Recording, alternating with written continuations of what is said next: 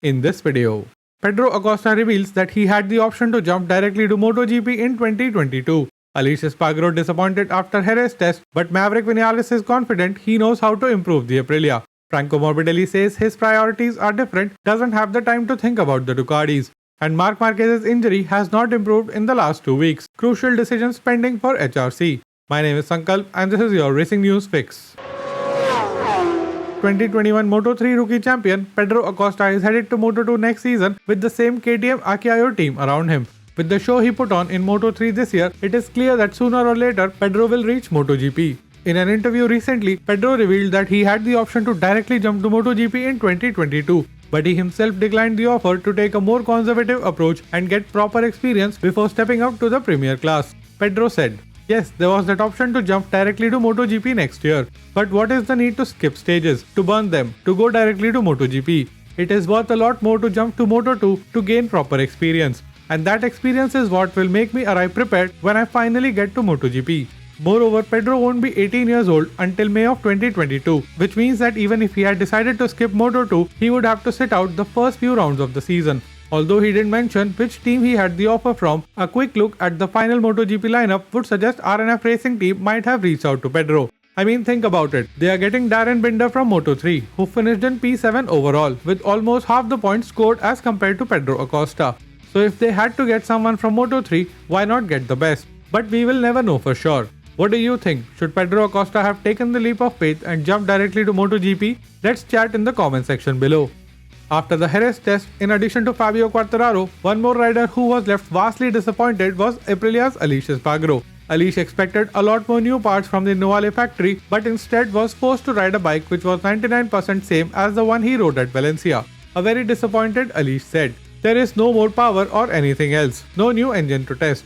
I would say it is 99% the same bike from Valencia. I really hope something new will come to Malaysia. I really hope so, although I would have liked to see something here by now. I know there are a lot of new things to bring to the track, and it would have been nice to have them here to allow the engineers to work on it all winter before getting back on track at Sepang. I really pray that they will bring something new, because I still want to fight for the podiums in 2022. Teammate Maverick Vinales, on the other hand, left Jerez very enthusiastic and says that he knows how to improve the RSGP. Vinales said, "We want to make the most of every day we have, because sometimes it is difficult to move the bikes and material from one track to another quickly throughout the year. But we do our best on the testing days we have. Taking small steps now will mean a lot during the season. Surely after this, I will go to Noale to talk about these tests and my feeling. I can't look forward enough to continuing to work and improve the RSGP. After these tests, we have a lot of information on how to work for the future. I feel a very high potential on the bike. I feel it clearly. We need to extract it and we are doing it step by step. At Aprilia, they have time to work, and I think in Sepang, we will have a lot of things to make life easier in the saddle for us riders." Yamaha's Fabio Quartararo repeatedly made it clear that he is worried by the pace of Ducatis for 2022.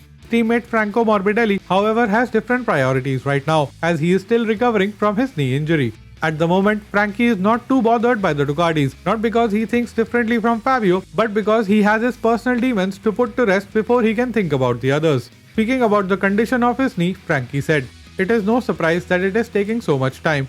It has to be done right and I don't want to hurry anything. In winter, I will be mainly busy with the rehab. That will be my main job. I will try to regain full mobility of the knee and there should be no problem with that." Further speaking about Yamaha's deficits to Ducati, Franco continued, "When you are behind and you see this consistent performance of your opponents, it is normal to be a bit worried.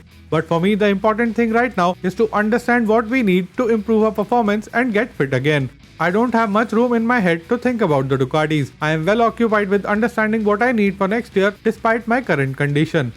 And some more grim news for Marc Marquez and Honda fans, as Alberto Puig in his latest update acknowledged that Marc's double vision problem is more or less the same as it was at the time of Algarve GP. Alberto said, "Marc's situation is more or less the same as what was explained in Portimao and Valencia. It is what it is, and now the important thing is to take it easy.